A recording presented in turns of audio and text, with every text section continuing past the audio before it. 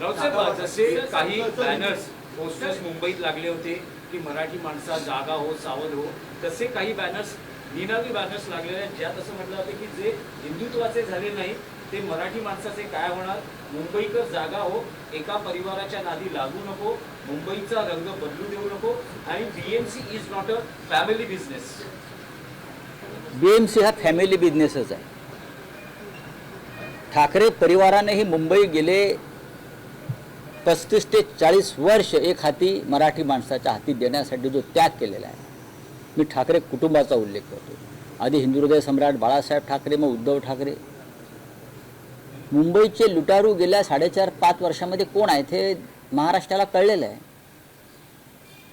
जे हिंदुत्वाचे होऊ शकले नाहीत म्हणजे काय, अमित शहा सांगतील ते हिंदुत्व नाही, किंवा अमित शहा सांगतील तो शिवसेना पक्ष नाही. ज्या दिवशी हे सत्तेत नसतील तेव्हा यांना कळेल खरे हिंदुत्ववादी कोण होते ते. अमित शहानी आमचा पक्ष फोडून निवडणूक आयोगाच्या मदतीनं, न्यायालयाच्या मदतीनं जर कोणाला सुपूर्द केला असेल तर ती डकैती आहे, डाकूगिरी आहे, चाचेगिरी आहे. त्याच्यावरती विचारधारा ठरत नाही ना. हिंदुत्वाच्या अनेक प्रश्नावर, मराठी माणसाच्या अनेक प्रश्नावर गेल्या काही दिवसामध्ये जे निर्माण झाले त्याच्यावरती ही मिंधे सेना तोंडात मिठाची गोळणी घेऊन गप्पा बसलेली आहे. अनेक प्रश्नावर हिंदुत्वाच्या. आम्ही सांगतो तुम्हाला, हे अमित शहाचे मिंधे आहेत. हा पक्ष अमित शहाचा आहे. हा पक्ष ना शिंद्यांचा ना अन्य कोणाचा.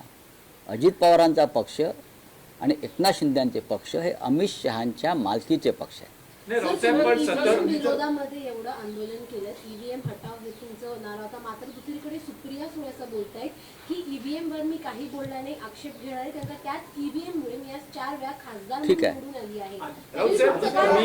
ईव्हीएमच्या विरोधामध्ये खरं तर आवाज उठत होता. ईव्हीएम मध्ये घोटाळे आहेत हे स्वतः शरद पवार साहेबांनी सांगितलेलं आहे. आणि सुरुवातीच्या काही काळात सुप्रिया सुळे सुद्धा ईव्हीएमच्या विरोधामध्ये होतात. सोयीनुसार भूमिका घेता येत नाही आणि बदलता येत नाही. भूमिकेवर ठाम राहायला पाहिजे.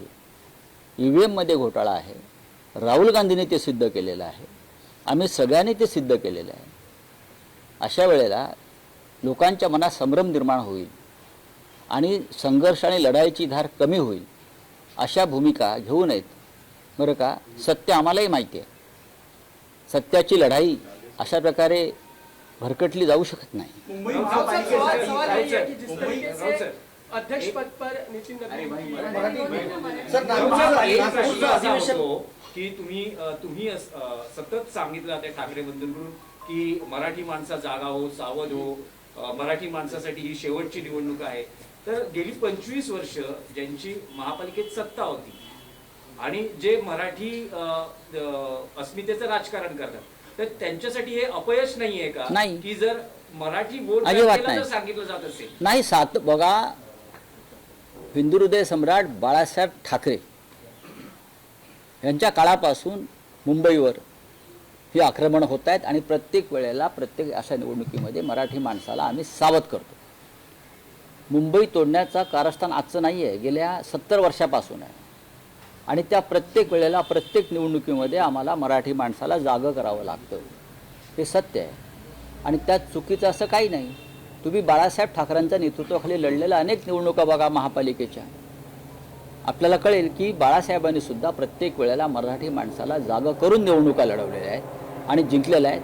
त्याच्यामुळे आम्ही जे म्हणतो आहोत किंवा राजसाहेब ठाकरे म्हणतात किंवा माननीय उद्धव ठाकरे साहेब म्हणतात मराठी माणसासंदर्भात, त्यात चुकीचं काही नाही. मराठी माणसाला भारतीय जनता पक्ष आणि मिंध्याने जे गुंगीचं औषध दिलं मधल्या काळामध्ये, त्या गुंगीतून त्याला बाहेर काढावं लागलं.